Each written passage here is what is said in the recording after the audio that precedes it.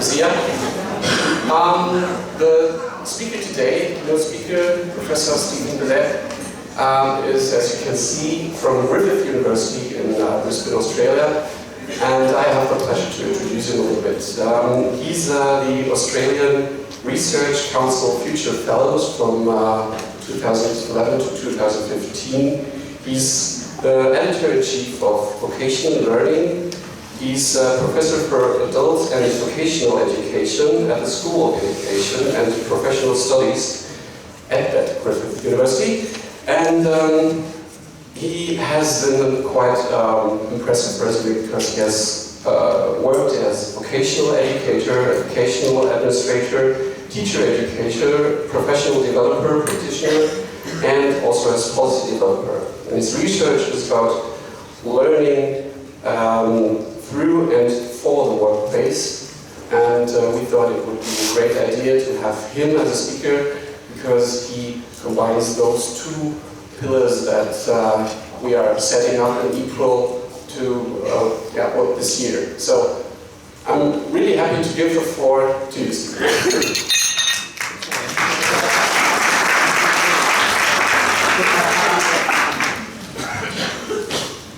Hope that's not bad luck. Knocking over. What I thought I would do is address fairly centrally the relationship between work and learning. And I want to build a case. And the case is that learning experiences in workplaces make distinct or particular kinds of contributions to individuals' initial development of their occupational skills and also that development across their working life. And I think to exploit this, to capture it and utilize it fully, we need a comprehensive account of workplace learning and to understand the various contributions that support it. And I think this account needs to be informed by, but not constrained by, the educational discourse, and certainly the discourse of school societies, which I argue limit how we look at how people can learn through work. And such an account likely has three dimensions: practice curriculum, practice pedagogies, and also the importance of learners' personal epistemologies. And sitting within all of this and foundational to it, I hold, is the importance of mimetic learning. The processes of observation, imitation, rehearsal, practice, and introspection on what is done. And of course, imitation within the educational discourse is often seen as being low ordering of learning, but in fact, it appears to be anything but that. I draw upon two broad bodies of work. The first one is the empirical work I've done into how people learn through work in the last 20 or so years, and also more recent work which draws upon historical and anthropological accounts of how people learn cultural practices outside of educational settings. But before I engage in that case building, I'd like to advance a series of premises which help, I guess, which help me understand how people learn through work. Firstly is that when we engage in any activity, for instance work, we're also learning. There's no separation between the task of engaging in work and when we learn. The process of learning is not some hybrid process. I'm learning now, I'm learning now, I'm learning now. But rather it's a constant process that occurs as we construe what we experience and we construct meaning and other things from what we experience. So at the first level, learning is ongoing through our lives, and there's nothing particularly special about it. The second point is that when we engage in work activities, we're also actively remaking culture. And that is that when we engage in our work activities, addressing problems at a particular point in time, to address particular kinds of goals and to meet particular imperatives, we're actually remaking occupations. And sometimes we transform those occupations. Just think what's happening now in hospital systems across the world as people are learning how to engage with Ebola. The previous hygiene protocols have been cast aside and new practices are being developed. So the whole care of patients there is being transformed, for instance, through nurses and doctors' everyday practice. But this knowledge that we need to learn, occupational knowledge, does not come from within us. It comes from outside of us. It arises through history, culture, and is manifested in particular situations where practice occurs. This means then that we need to engage with that knowledge and interact with it and learn from it, access it and learn from it. And the term I use there is interpsychological. That is between the person and the world beyond them. And that rich learning isn't dependent upon whether it occurs in a workplace or an education institution, but most likely on the one hand, the kind of interactions and activities which people engage in, and on the other hand, are invited to engage in, and on the other hand, how people elect to engage with the particular activities that they're offered. And in that sense, there's a combination of experiences that are provided, and then the experiencing of those by the person. But most importantly, the relationship between the two. Quick note, by the way, I'm going to make this PowerPoint accessible to the conference organisers so you'll be able to get copies of it. So these are some premises which help me think about this issue of the relation between learning and work.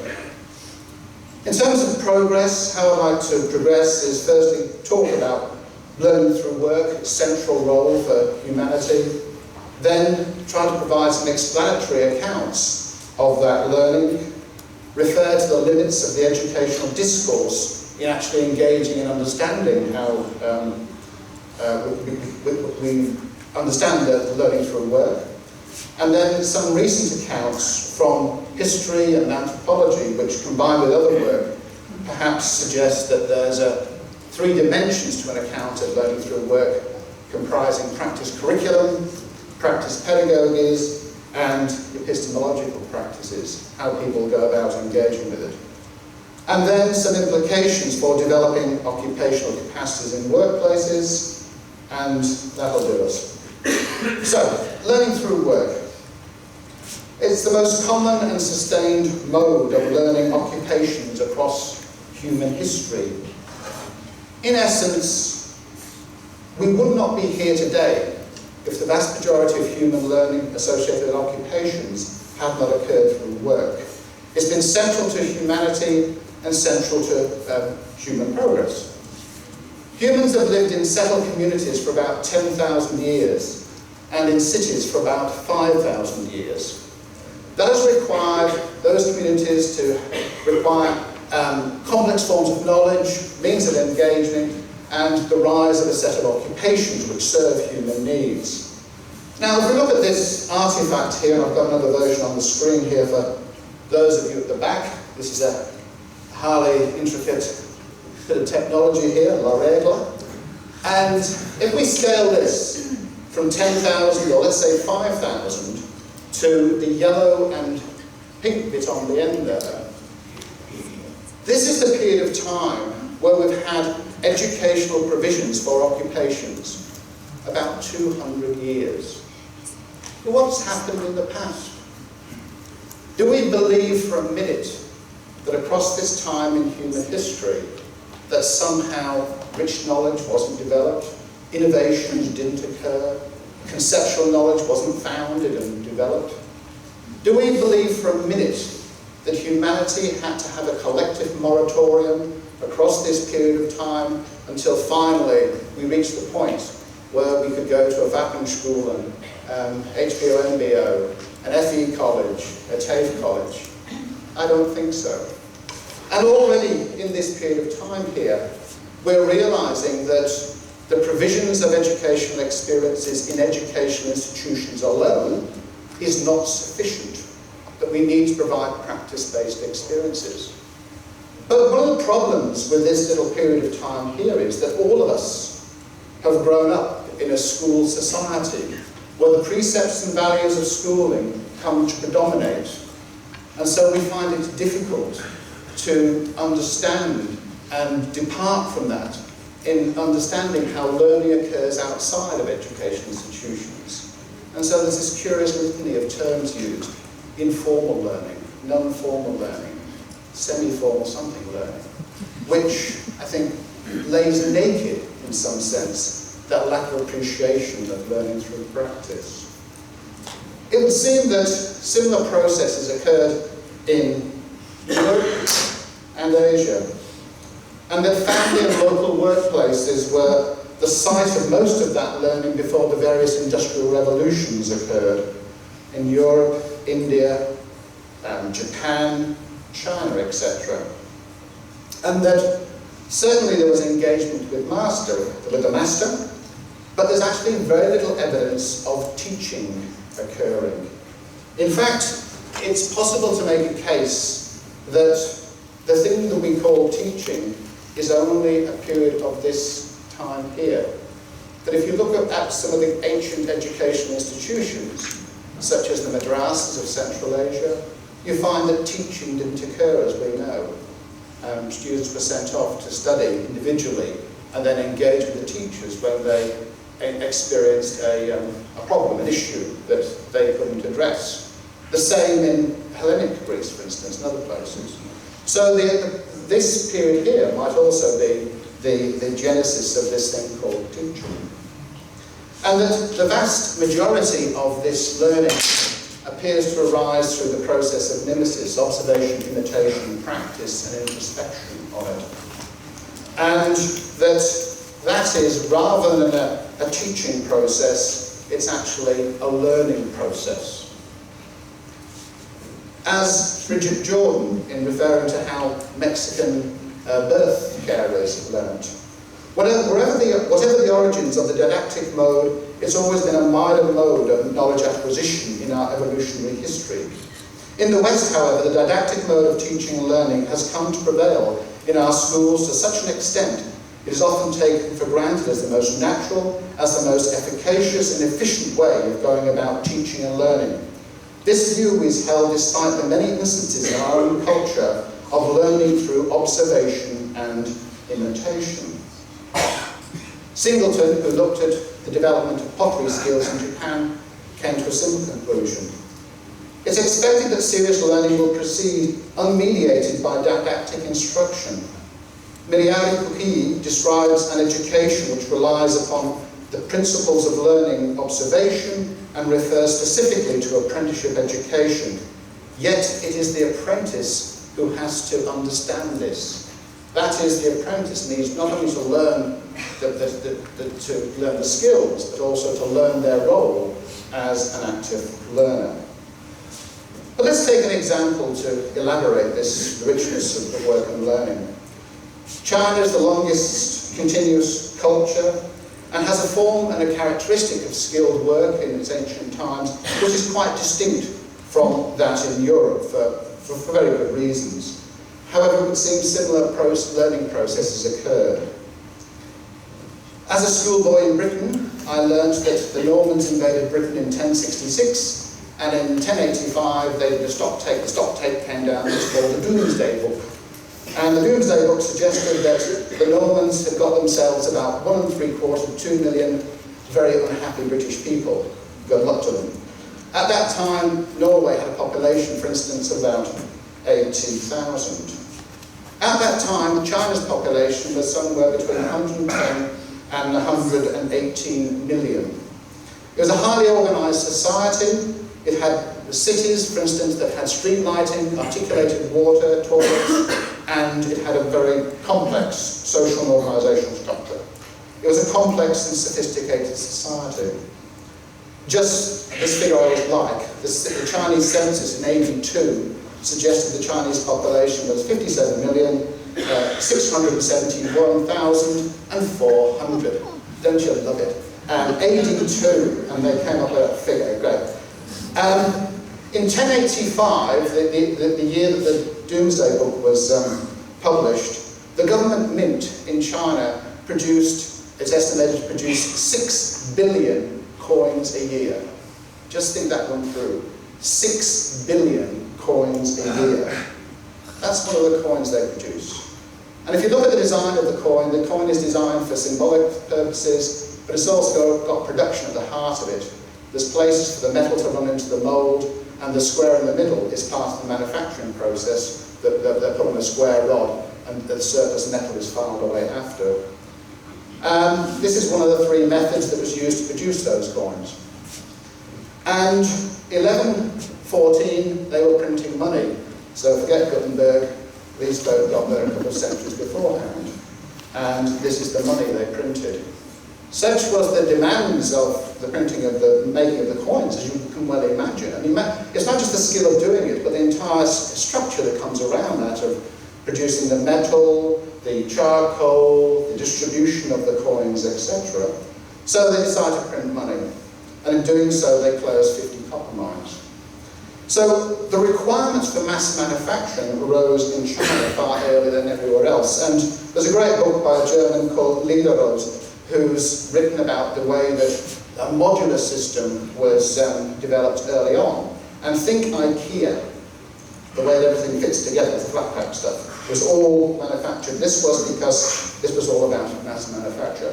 However, this was long before this, beg your pardon, starting in the Shang dynasty, which was famous for these large bronze urns, then to the Zhou dynasty, and there's an example of some blades, molds for knife blades here, and into the Qin dynasty. There's a crossbow trigger here, which had 3 working parts, was highly intricate, and this era produced mass coins and drainage pipes and arrowheads and tiles for the roof, etc., etc. And into the Tang dynasty, which was famed for its high levels of craft with porcelain. I'm sure you're all familiar with these. So between the Shang and the Qin dynasty, there was a movement from craft to industrial production, which then led into the Ming dynasty. And you're all familiar with this type of pottery, and just again to get the sense of industrial scale, that the kilns at Xinjiang, which is the source of this beautiful white kaolin they make the pottery out of. In 1577, you can see the size of the sets that were made there, of 96,500 small pieces, 56,000 large pieces, and 21,000 items for sacrificial purposes. And these sets all had to be intricate, they had to be the same, and if they weren't the same, they were destroyed. And then in the 18th century, beg your pardon, China exported across the world these forms of pottery from Xinjiang. And as most of you are aware, these were then borrowed by the Dutch from Delft, and also the British in Staffordshire copied these designs.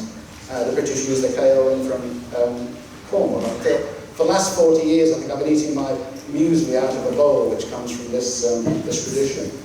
So all of this innovation, all of these skills that underpin this incredible achievement arose through work. As I said, there weren't the Fackenschule, there wasn't the MBOs, the HBOs, the TAFEs, the FE colleges. They weren't part of this system at all. It might be tempting for people in the audience to say, oh, well, this is mere production work. But I would suggest to you that we think the analogy of the work that these workers did with a contemporary analogy would be the manufacture of a high-tech plane, because the skills that these people had in producing this were of a very high level. And in China, there was also a very distinct valuing of skills, perhaps unlike Greece, by the way. And there's a parable from a Taoist philosopher whose name I can't pronounce, and he used a parable of a wheelwright, a man who made a wheel, who makes wheels, talking to a powerful general about the importance of personal knowledge and personal knowing. I see things in terms of my own work. When I chisel at a wheel, if I go slow, the chisel slides and does not stay put. If I hurry, it jams and does not move properly. When it is neither too slow or too fast, I can feel it in my hand and respond to it from my heart. My mouth cannot describe it in words, but there is something there. I cannot teach it to my son, and my son cannot learn it from me. So I've gone on for 70 years, growing old, chiselling wheels. The men of old died in possession of what they could not transmit. So it follows that what you are reading are their dregs.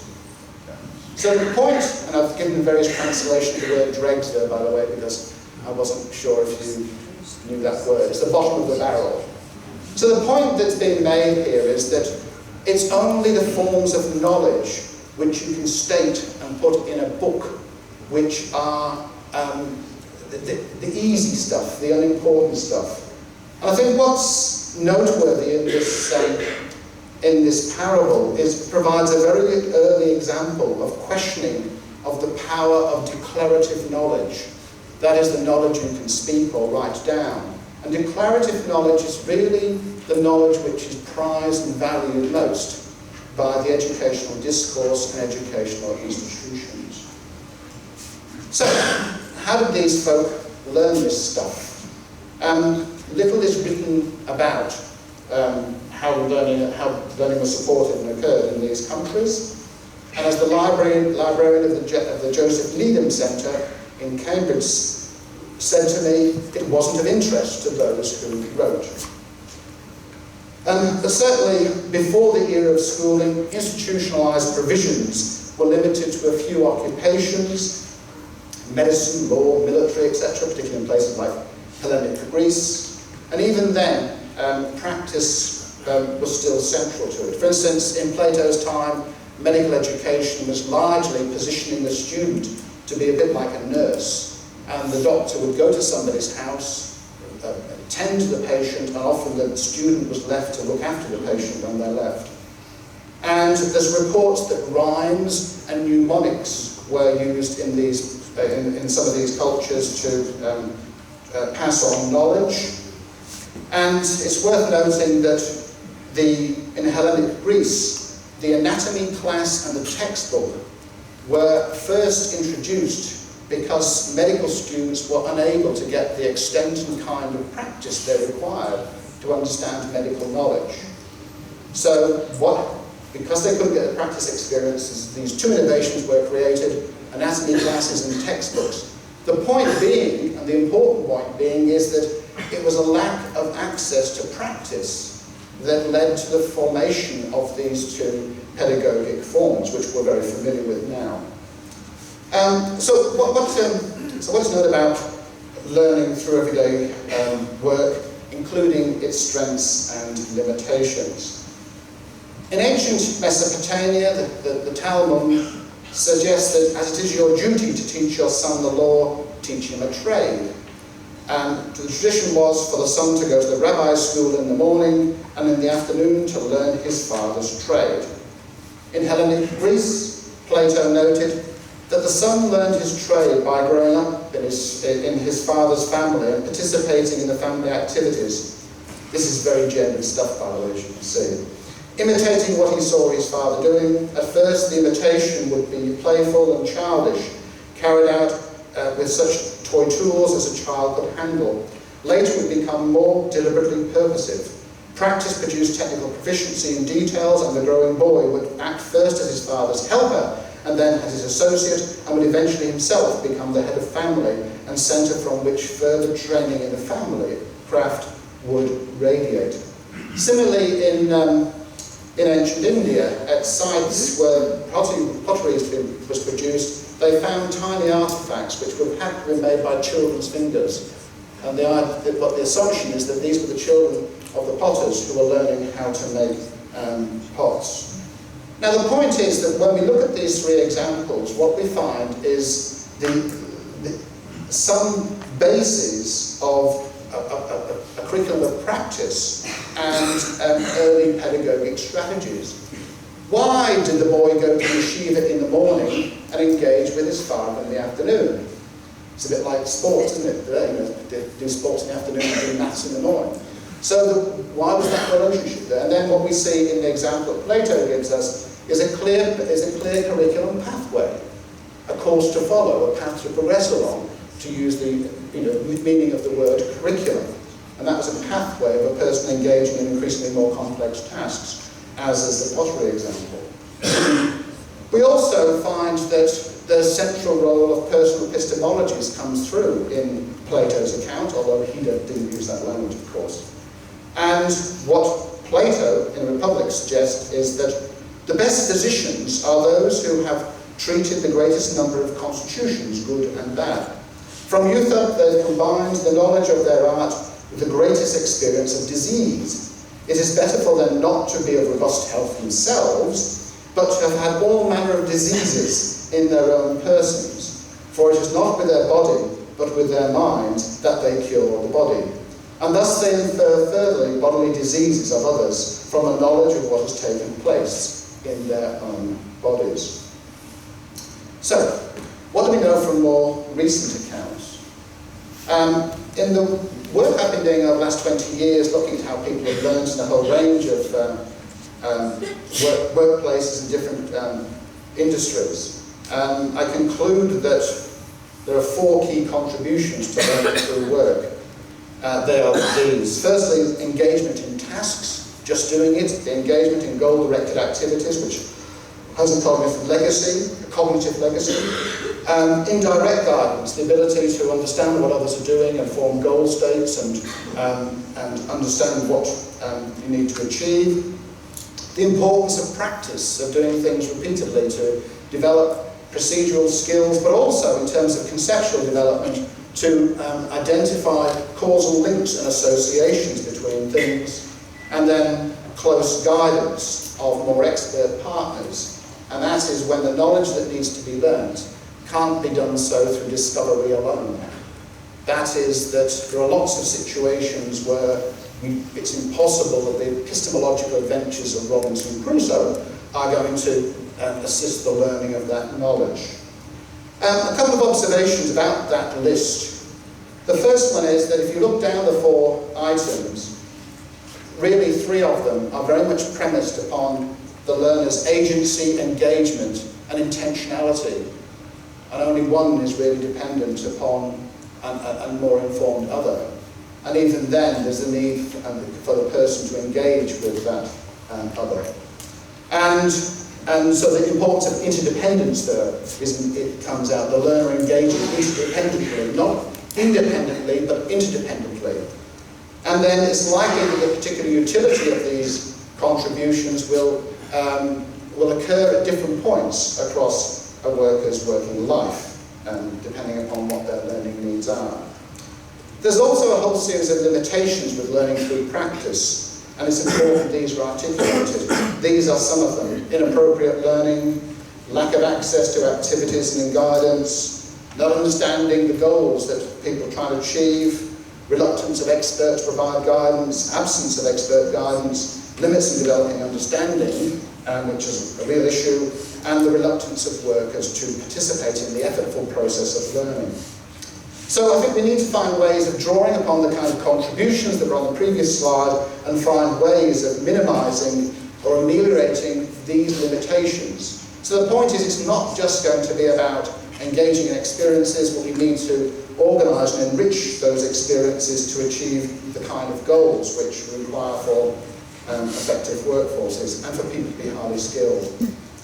So, looking at both the research I've done on how people learn through everyday work, but also when interventions occur in the workplace, as some of you will be aware, I use a framework that is a duality between the affordances of the workplace, what the workplace invites people to engage in on the one hand, and how people elect to engage with what is afforded them. And for me, it doesn't make too much sense thinking about any kind of learning environment, an education institution or a workplace, unless both of these factors are taken into consideration. The kind of experiences that are being provided, but also how people will engage in those. And both of these play out in all sorts of circumstances. So I know in Germany there's a lot of interest in learning through errors, and the same thing applies there.